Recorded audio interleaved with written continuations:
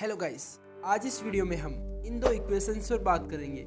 ये इक्वेशंस आपने स्कूल में पढ़ी होगी और आपको इजीली याद भी होगी, लेकिन क्या आपको पता है a square minus B square equal to a plus B A minus b कैसे होता है, या फिर ए प्लस बी का whole twice equal to A square plus B square minus 2ab कैसे होता है। शायद आपको ये इक्वेशंस आपके टीचर्स ने बता दी या फिर आपने किसी बुक में पढ़ ली और बिना कुछ सोचे समझे आपने इन इक्वेशंस को एक्सेप्ट भी कर लिया कि ऐसा ही होता होगा। लेकिन मैं कहूँ ये दोनों इक्वेशंस गलत है और आज तक आप गलत ही पढ़ते आ रहे हो, तो आपके पास कोई प्रूफ है मुझे गलत साबित करने का या इन्हें सही साबित करने का।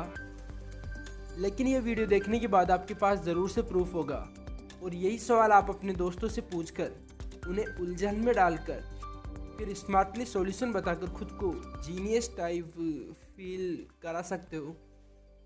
ज़्यादा हो गया क्या? तो इस वीडियो में हम इन दोनों इक्वेशंस को दो तरीके से प्रूव करने वाले हैं। फर्स्ट मैथमेटिकली तरीके से, सेकंड विजुअली यानी प्रैक्टिकली तरीके से।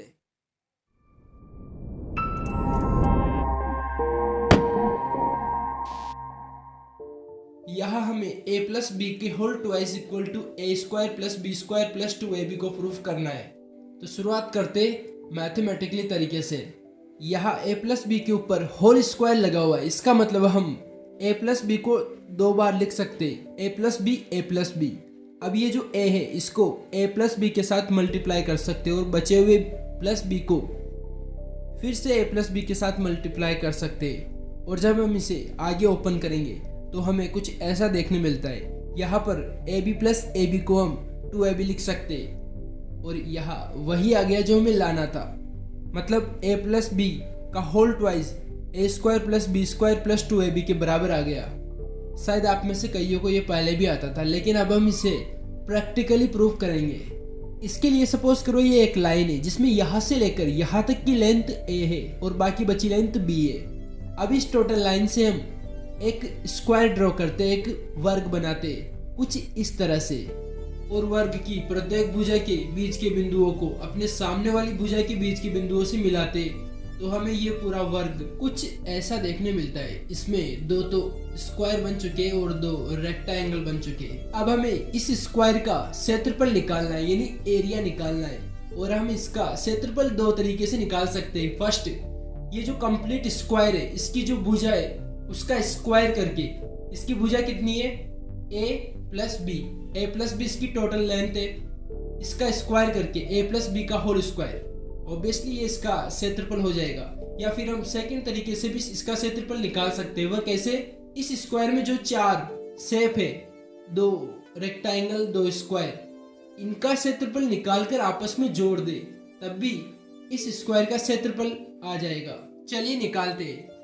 ये है एक स्क्वायर क्योंकि इसकी चारों भुजाएं बराबर है और भुजा की लेंथ है a, तो इसका एरिया हो जाएगा a स्क्वायर।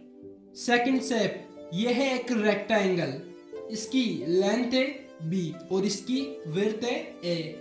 तो आयत का क्षेत्रफल का फॉर्मूला होता है लंबाई इंटू चौड़ाई, तो ऑब्वियसली a इंटू b इसका एरिया हो जाएगा। वैसे ही बाकी शेप्स का भी हम एरिया निकाल लेंगे और फिर इन चारों को आपस में जोड़ देंगे कुछ ऐसे, a square plus a b plus a b plus B square, और ए बी को आपस में ऐड करेंगे तो 2ab लिख सकते हैं। तो फाइनल क्षेत्रफल हो जाएगा a square plus B square plus 2ab। यहाँ हमें ध्यान देने वाली बात है कि क्षेत्रफल चाहे किस भी तरीके से निकाले, क्षेत्रफल आना सेम ही है। तो हम लिख सकते a प्लस बी का whole square a square plus B square plus 2ab के बराबर है। और यहाँ पर हमें यही इक्वेशन मिल चुकी है जो हमें चाहिए थी। तो हमने इस तरह से प्रैक्टिकली तौर पर इस इक्वेशन को प्रूव कर लिया है। अब हमारे सामने है a square minus B square equal to a plus B A minus b equation. अब हमें इसे प्रूव करना है, तो इसके लिए सबसे पहले हम मैथमेटिकली तरीके से प्रूव करते हैं। तो इसके लिए A square minus B square हमारे पास है और हमें a plus B A minus B लाना है। तो सिंपली इसके लिए हम A square minus B square में A B minus A B add कर देते हैं, क्योंकि A B minus A B की वैल्यू जीरो ही होती है। बेसिकली हम किसी भी कैलकुलेशन या किसी भी इक्वेशन में जीरो कभी भी ऐड कर सकते हैं, कोई इश्यू नहीं है, राइट। इसके बाद हम यहाँ से ए कॉमन ले लेंगे, ए कॉमन लेंगे तो a प्लस बी रह जाएगा, फिर माइनस बी कॉमन ले लेंगे तो a भी रह जाएगा, ठीक है। फिर यहाँ से भी a प्लस बी कॉमन ले लेंगे तो बच जाएगा a minus B. LHS equal to RHS, right. ये हमने मैथमेटिकली तरीके से प्रूफ कर दिया। अब हम करते हैं प्रैक्टिकली प्रूफ। इसके लिए अज्यूम करो एक स्क्वायर को जिसकी एक साइड की वैल्यू है a, और इसी के अंदर एक छोटा सा स्क्वायर और है जिसकी एक साइड की वैल्यू है b। तो यहाँ बेसिकली हमें करना क्या है कि ये जो L शेप है, इन्वर्टेड L शेप है, इसका एरिया निकालना है। तो यहाँ पर भी हम इस इन्वर्टेड L शेप का एरिया दो तरीके से निकाल सकते हैं। फर्स्ट, पहले तो हम इस बड़े वाले स्क्वायर का एरिया निकाल ले, फिर इससे इस छोटे वाले स्क्वायर का एरिया को माइनस कर दे। ऐसा करने से हमारे पास इस इन्वर्टेड L शेप का एरिया आ जाएगा। चलिए निकालते हैं। इस बड़े स्क्वायर की एक साइड की वैल्यू है a, तो इसका क्षेत्रफल हो जाएगा a स्क्वायर, ठीक है। और इस छोटे वाले स्क्वायर की एक साइड की वैल्यू है b, तो इसका क्षेत्रफल हो जाएगा b स्क्वायर। अब इस बड़े में से छोटा माइनस कर देंगे, a square minus b square. ये हमारे सामने इस इन्वर्टेड L शेप का क्षेत्रफल आ चुका है। अब हम निकाल दे इसका क्षेत्रफल सेकंड वे से। वो कैसे? इसके लिए हम डायरेक्ट इस इन्वर्टेड L शेप का क्षेत्रफल निकाल लेते हैं। इसके लिए हम इस इन्वर्टेड L शेप को दो भागों में बांट लेंगे कुछ इस तरह से। अब हमारे सामने दो रेक्टेंगल आ चुके हैं। अब हम इन दोनों रेक्टेंगल का एरिया निकाल कर आपस में जोड़ देंगे तो इस इन्वर्टेड L शेप का एरिया आ जाएगा।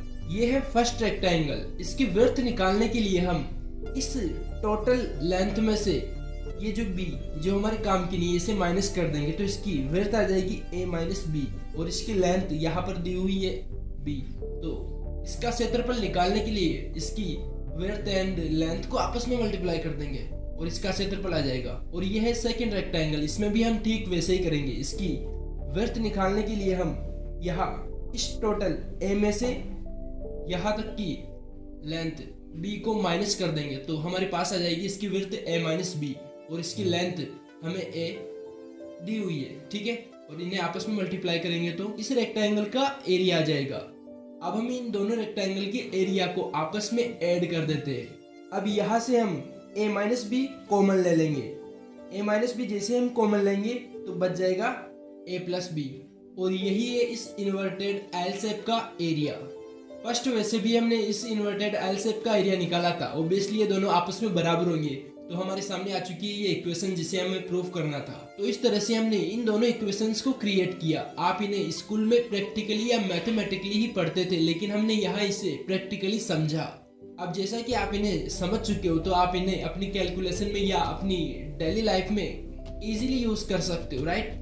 आई होप आपको ये कॉन्सेप्ट अच्छा लगा होगा। अगर आपके पास कोई और कंफ्यूजन है तो कमेंट करके बताइए, मैं उस पर भी वीडियो बनाने की कोशिश करूंगा। By the way, thank you for watching.